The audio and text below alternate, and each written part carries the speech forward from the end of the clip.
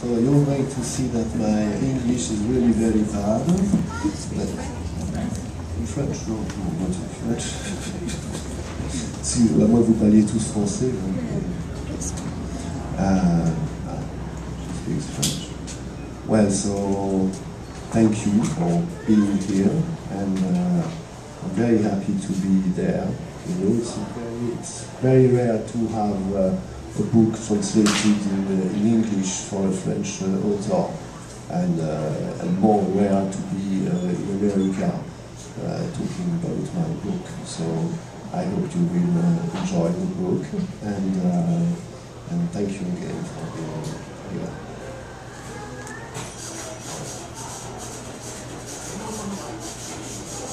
Vous voulez que je continue un peu?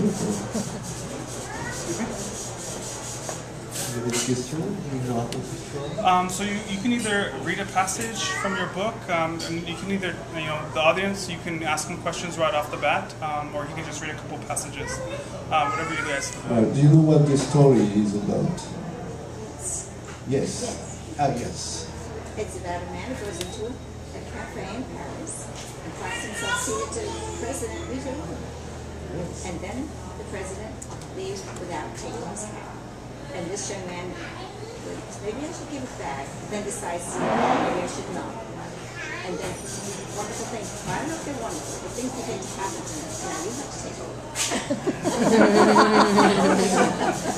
I think you could be my agent. Okay. Yeah, so yes, that's a good resume of the story, of the beginning of the story. So yes, you have the president, the French president François Mitterrand as a character in the book, and he forgot his hat in the French brasserie. And then you have a very ordinary man who was in the brasserie having dinner alone, eating oysters. And when he saw the French president so close to him, he's taken aback, because it's so unusual to see the French president. But that wasn't so unusual, because he used to do that in France in the 80s. If you had a dinner in a restaurant, it was possible to see the president having a dinner. He used to do that, and he used to walk along the river Seine the Sundays. Many French people from Paris have seen the president during those years. So, yes, the president forgot his hat. And this character, whose name is Daniel Mercier, he's a very ordinary man. He works in an office. He decides to put the hat on his head the day after.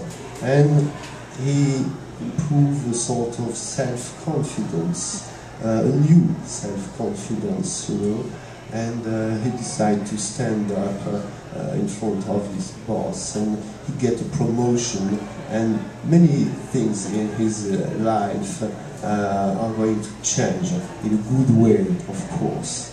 But at his turn, he forgot the hat in the train, and a young lady picked the hat, and she has a problem with her lover, because he's a married man, and he's not going to leave his wife. So she's really in a bad love story, and the hat will help her again in her life in a special way.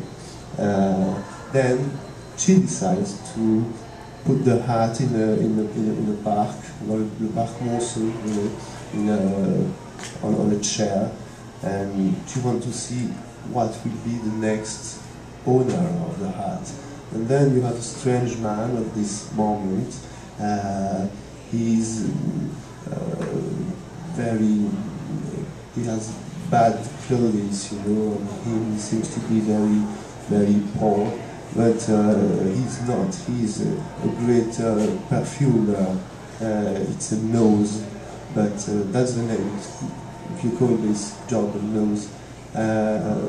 and he's in a complete nervous breakdown because he hasn't created a perfume since 8 years, and the hat will help him again. And then you have the fourth character, because you have 4 characters in the book, and you have the fourth. The fourth is a man who lives in Paris. He's from the upper class, you know, the French bourgeoisie. So he's a very, very conservative man. And there is a mistake in a restaurant, and he picked up the president's hat instead of his own hat. And with the president's hat on his head, he began to have socialist thoughts. So his life gonna change a lot. And at the end of the story, of course, the hat will be back to the president.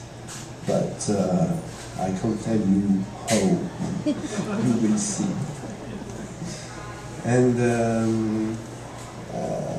this story is built like a fairy tale, you know, but not a fairy tale for children. It's a fairy tale for grown up, because we need a fairy tale also. Even when you are older, you need fairy tales and good stories. And this is a very optimistic story about life and about the choice we have to make in our lives. And maybe a hat can help you. And if this hat is coming from a very famous and very powerful owner, maybe there is something from him in the hat, you know, a sort of DNA, a rest in the hat. So maybe you can have some of the president's power, you know, something from his spirit. So that's the story of the president's hat, and the story of the book is quite a good one also, because this book became a bestseller in France, and it has been translated in English, and it's a bestseller in England also. So I'm waiting for the American readers. So, maybe you have some questions if someone has read the book? Do you have a certain passage you like to read, or do Yes. you have a favorite part you like to read? Alors, I can, as you can see, my English is very bad. I wish I had an American girlfriend that could have helped me a lot to practice the language. But it's too late.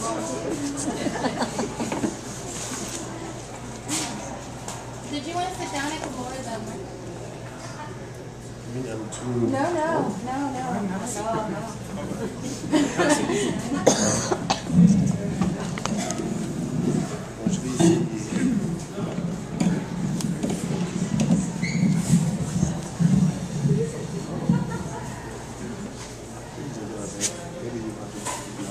Yes. Well, we're going to try.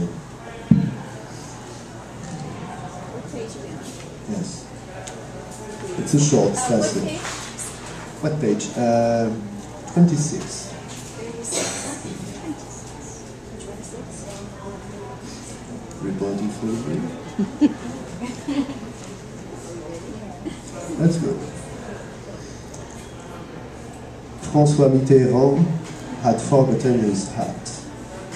The phrase took shape in his mind.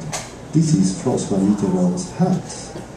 Here, right next to you, proof that this evening was real, absolute proof that it had really happened. Daniel, turned to look again at the hat, which had been carefully placed between the brass rail and the mirror. Behind the black hat the whole restaurant was reflective. Instead of calling over the head waiter to say self-importantly, "I think the customer at the table next to me has left his hat behind," and receiving obsequious thanks, Daniel acted on impulse. He felt as if he had a double, and that another Daniel Mercier now stood in the middle of the dining room, witness to the simple, irreversible action that would be taken in the next few seconds. Daniel watched as he raised his own hand to the brass bar, lifted the black hat carefully by the brim, and slipped it onto his lap, where it remained hidden from view under the table. The whole operation took no more than 3.5 seconds, but it seems to him to have been performed in desperately slow motion, so that when the sounds of the dining room reached his ears once more, he felt as if he was emerging from a long period underwater. The blue beat in his temples and his heart tumbled in his chest. What if someone came back to claim the hat now? He thought in a brief moment of panic. The bodyguard, the president himself, what would he do? What could he possibly say? How could he explain the sudden transfer of the hat to his lap? He had just committed an act of theft. The last time he had stolen something was in early adolescence, in a shopping center in Côte d'Ivoire, egged on by a friend after school. They had stolen a record, Aline, a hit single by the pop star Christophe. Since this afternoon, back in 1965, he had never done such a thing again.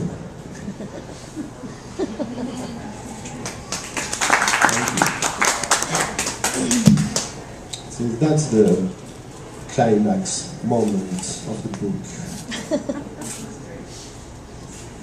Can I ask you something? Yes. I had the great pleasure of reading your book in French when I was in Paris, and I just saw it in FNAC, and I just thought, that looks interesting, I'll just buy it. I totally recommend this book. It's what you just read, it's just as much fun all the way through. And the ending is a total surprise. There's no way to see that coming. But my question for you, it's a bestseller, and you must have heard a lot of critique and discussed a lot with people on the road to translating it. What do you think accounts for it being such a bestseller, both in France and what do you think is how do you think it's going to touch people outside of France who aren't as familiar with Mitterrand and the whole environment? Thank you for having read the book in French and in Paris. Well, I think there is something universal in this story.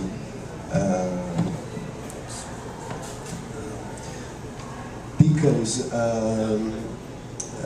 the proof is that the book works very well in England, and you don't have to know a lot about French politics to enjoy the book. If you know that we had a president in France during the 80s whose name was François Mitterrand, and that he was very popular and that he was also a little bit mysterious, and that he had a lot of power, it's enough to appreciate the book. The president is a concept. That's why the title is different from the French title. The French title it's Mitterrand's hat, because for the French, if you say Mitterrand's hat, everybody see what you're talking about, because Mitterrand was always dressed the same way, you know, with the black hat, the red scarf, the black coat, and sometimes a black Labrador dog. So it was a quasi symbolic way to be dressed. So Mitterrand's hat in France, everybody know what it is. So of course the title is different now. It's the president's hat. So the president means someone very important, someone with the power. If you get his hat, maybe you will have the power. And the story goes like a fairy tale. And fairy tales are international, you know. It's a story about self-confidence, destiny. So I think the English people can enjoy the book, and American people can enjoy this book also. Maybe for American people, imagine that you are in the 30s and you are in a restaurant and you pick up Roosevelt hat, you know. That's what it is for America. Because François Mitterrand was very popular, and he has been our president during 14 years, which is a very, very long time. It's the longest time for a French president. So it's 14 years. It's quite a generation. So that's why French people remind him so much, and especially the youngest.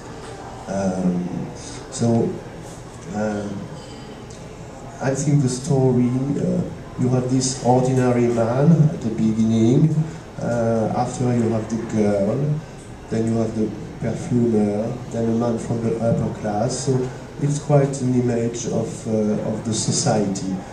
Of course, it's the French society in the 80s, so it's a part of the charm in the book, but it's a society, you know, with a man who works in an office, and another man who is very rich, a girl who has some love problems. So it can be, you can find those characters in America also, and you have a character up. It's the president. So I think the different readers can imagine the book, and they can make their own opinion about the book. Je suis noveliste aussi. How did you get your idea? It sounds fascinating to me as a writer also to find somebody with such a wonderfully upbeat opinion and ideas for writing something like this. Probably I was drinking too much wine today. Well, more seriously, I forgot my hat in a French cafe a few years ago. I went back the day after, asking if anybody has found a hat, and no, there were no hat. So it means that at the moment I was looking for my hat, someone else in the city was probably wearing my hat. So it was a very bizarre idea, very disturbing, you know. And I don't know who is this person. I don't know if it's a man or a girl, but I was very, very disappointed by this stolen hat. So I think it's the beginning of the president's hat. It's this part of the story was real. I just noticed that you have written 4 other novels. Yes. Have they been translated into English? No. Not yet. No, pas encore. Very soon. Are they also whimsical, or are they more serious? And what do you see? No, you have humor in my novels. So maybe the first one, called Ailleurs si j'y suis, was quite close to the president's hat, you know. And the one after, Fumez-tu, Smoke and Kill, was a little bit more dark, but funny also, of course. And the third novel, it was about someone who find a photography, a picture, and who decide to find the people and the world and photography. It's a student class, you know, photo, yes. And maybe it was less humoristic, this one. But now The President's Hat is one of my best novels. That's why it has been translated in English. Well, I first came across it on Bonjour Paris. Do you know that? And Bonjour Paris is an online newsletter for Francophiles, Americans usually, but it's written, the publisher lives in Paris, and she pushes everything French for Francophiles, and of course we do everything she tells us to do. So she told us to read your book, and I will read your book. Je ne savais pas ça. Il faudra qu'on me dise ça, la maison d'édition, je ne savais pas. As a writer, I'm curious because I haven't had much success here with agents. Do you have success, generally speaking, much more success in France with an agent helping you as a writer, or what do you know very much about our situation here in the States? You know, at the beginning, I was completely alone, and I had no friends in the publishing world. So I have written a novel, and I have sent it by the post office. So that was my beginning. So and I was not in Flammarion. That's my French publisher today. It's a big one, very big one. At the beginning, I was in a little, with a little publisher. So now today, I have no agent. I have a lawyer. A lawyer. Even better. Yeah. Yes, it's true. Since this is your first book in English, I'm assuming that this is your first promotional tour here, or is it? Yes. You're on a promotional tour right now. Oh yes, it's a big tour. You know, I have. Tell us about it. Where are you going? I have 10 cities in 15 days. Oh, wow. Yeah, many planes. And no, but this is really very, very exciting. You know, it's very, very interesting to do that for me. Because in France, I'm used to go in different cities and talk about my book, but this is very different, you know, to take a plane to go to San Francisco. It's 11 hours, so and it's obviously it's nice, and the weather is beautiful, and no, it's really a big chance for me. Even if my English is very bad, I'm not fishing for that. Oui, c'est extrêmement rare. Voilà. C'est extrêmement rare. I have friends, and they are also writers, and I'm the only one to do that. Such a promotion for my novel. to be in America. It's really fantastic, you know. I have never thought when I was writing the book that one day I'd be in San Francisco talking about the president's hat and all that. So sometimes I think maybe I'm sleeping in my bed and it's just a dream.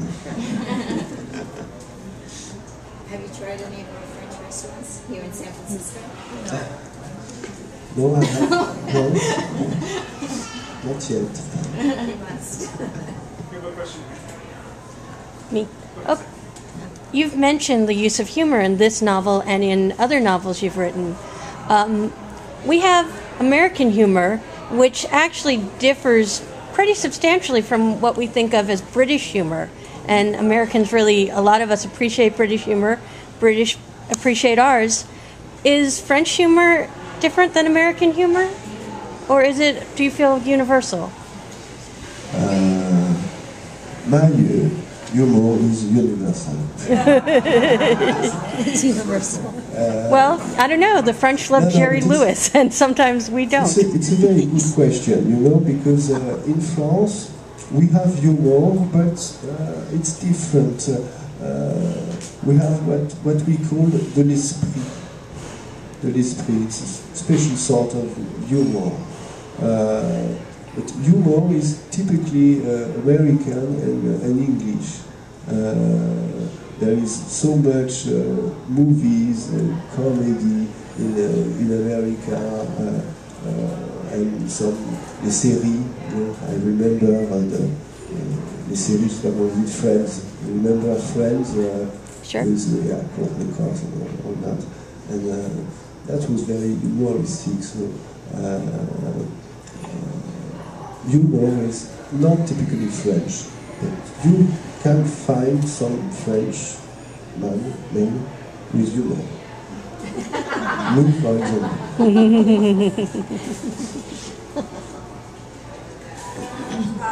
I'd like to build on that a little bit. That having read it as an American and read it in French, it made me smile to experience the way a French person would express, for example, in the restaurant, when he was eating an oyster. A very important thing was said. And he said, I will never eat another oyster again without thinking about what happened when I was eating that oyster. And that's not necessarily how an American would react, but I couldn't help but smile because it reminds me so much of my experience with how a French person would react. Yeah. Now, a question I have for you is, with humor, it would seem that there is a risk that it could be compromised in translation. So the choice of a translator and the art form that is translation, it's knowing enough French that I can translate makes me realize the difference between just translating and really capturing the essence of something, especially if it's humor. So how did you go about finding the right translator and knowing that this person would be able to capture the essence of what you were putting across?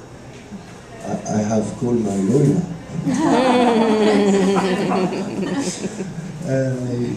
No, they have made a very good translation at Gallic Book. There were 3 translators for this book, and each was a voice for a character. So that was their way to translate the book and to save the spirit and the humor. I can answer the question a little bit. Yes. I work for the company that distributes this publisher, and it's a new press. This is the first book they brought into the U.S. Gallic book, so they're British, and they are translating books from the French. It's their whole mission. So they'll be publishing about, 5 to 10 books, probably 20 books a year. So keep your eye on Gallic. They've done some really, really interesting translations. So but this book is the first, and we're very good. They are specialists. But are are you going to translate it? Will it be translated into other languages? Are you going to try to get it translated into Chinese, for example, or were the cultural settings different as well as the nature of the language? Maybe I could have many readers in China.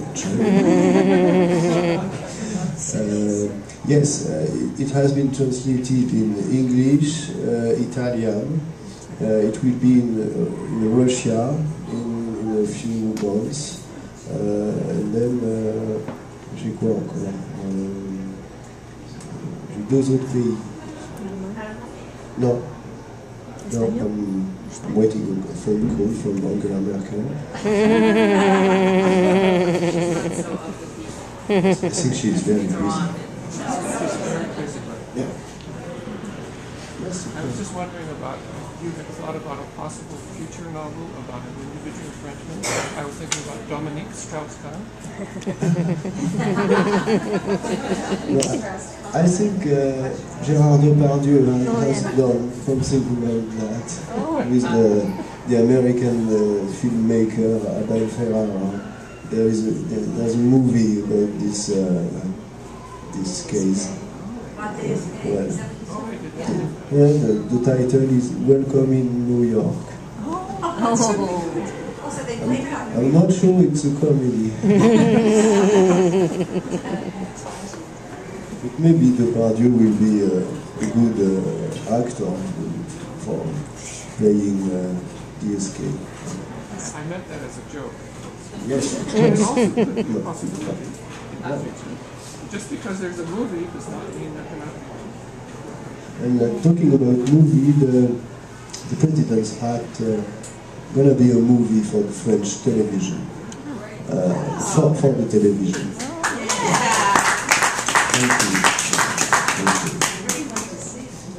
But the rights are free. If there is any American producer, it's possible. They said they're from France 24. Can you explain that? Maybe the original will be on France 2. Ça sur France 2 pour un soir. Ça sera un seul film, one part, one shot. They are doing the casting. I have a question. I haven't read the book yet, but I'm looking forward to it. But I did live in France in the 80s, as we were discussing. And of course, in America, Reagan was president at the same time, but Mitterrand was president. And I just remember being a student and hot debates about socialism and what I felt was going awry in America. But I assume that you were a kid at that time. I mean, thank you. What the impression or the lasting, the image of Mitterrand. I mean, clearly he's a big character in many ways, both politically and just, did a lot of things to the city that changed some of the aesthetic arts and stuff. But for someone growing up, then what was your... It's obviously a device for this book, but I'm just curious what your... I have many souvenirs of this moment, I was 11 or 10 years old when Mitterrand was elected for the first time. At home my parents used to read the newspaper and used to see the news and the television. We were very interested by that, and so I was following all this story of the French president during the 80s. So I have to take some document, of course, for the book, but not so many. And yes, Mitterrand is a character in the French history today. But when he has been elected in 1981, all the conservative, they was taken aback by that. It was a huge surprise in France. And after he was re-elected in 1988, so he was quite popular in France. Yeah, definitely. And, il y a eu un sondage. Comment on dit un sondage? Un sondage, oui, une enquête, a survey about the French people, and the question was who are the two important men in the politics in the second part of the century, and the answer it was de Gaulle and Mitterrand, and it was the same number. It was 50-50. So today Mitterrand is in the history. You have to get special permission to use his name in your book. No, the lawyer said no. No, it's possible to talk about Mitterrand, but it's not in a bad way. So if it was a book really against, with some secrets in it, probably you can have problems. But no, it's not in this novel. But I know his daughter. She has read the book, and even the French president, François Hollande. I know he gave the book. And this is not a joke. But maybe he gave the hat also, and that's why he hasn't been elected.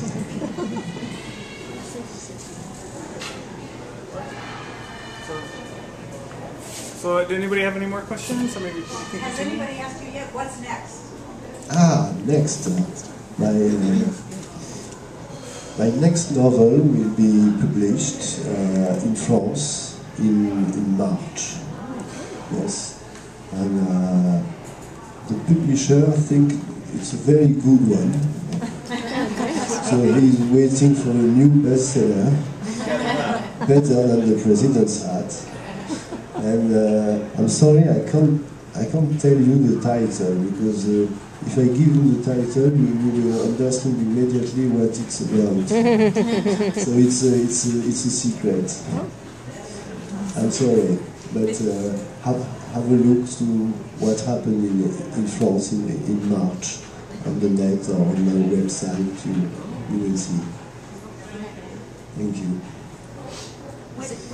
When is the movie coming out? The movie for the television. Now it's the casting. So it will be next year. Great, thank you. Well, thank you very much. Thank you very much. Thank you.